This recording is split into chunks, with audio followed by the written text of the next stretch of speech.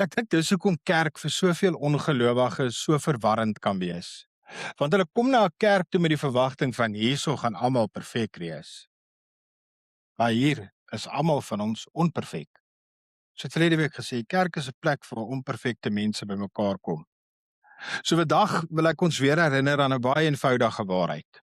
Dat ons gaan nie net kerk toe nie. En as ons hier wegstap, is dit klaar nie. Ons is die kerk. As jy vandag hier uitstap en die voetstappe gaan hier uit, dan is jou voetstap die klank van hierdie geloofsfamilie, die klank van hierdie gemeente. Dis nie 'n gebou nie. Dit weet ons baie goed. Want dis nie 'n gebou hierdie wat ons in is nie, dis Kairos in. Ons is tydelike verbruikers hierso, tot God vir ons eie gee. Die kerk is God se mense. Dis ons. Dis ek en jy wat gekies het om Jesus te volg. Dis ons wat kies om oral te beweeg, dis waar die kerk is. En Jesus het dit self duidelik gemaak. Nou, ons het hierdie hele gevoel dat die kerk moet die plek wees waar die goeie mense en die perfekte mense is. Maar eintlik is dit nie so nie. Jesus het in Markus 2 vers 17 in die algeheel gesê oor homself. Jesus het dit gehoor en sê vir hulle, die wat gesond is, het nie 'n dokter nodig nie, maar die wat siek is het. Ek het nie gekom om mense te roep wat op die regte pad is nie, maar sondaars. As jy aan jou eie lewe dink, waar jy dalk ook al was. Baie van ons sal dalk 'n storie vertel van waar ons Jesus ontmoet het en gekies het om te volg, waar ons op ons slegste was.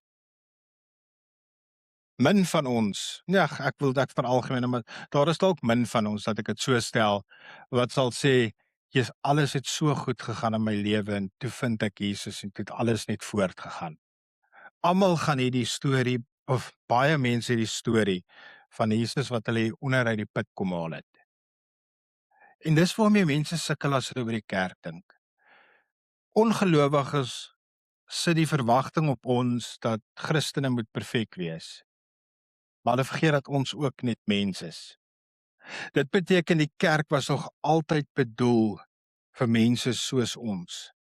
Die kerk was nog altyd bedoel vir mense wat gebreek is, vir mense wat soek en mense wat hulp nodig het.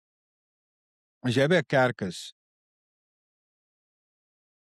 en jy kyk dalk na een van jou medefamilielede en jy dink, "Joh, dit is bietjie van die pad af," of hulle dink weet goed, nee. Weet jy wat? Dan is daai persoon by die regte plek. En dan het jy 'n geleentheid.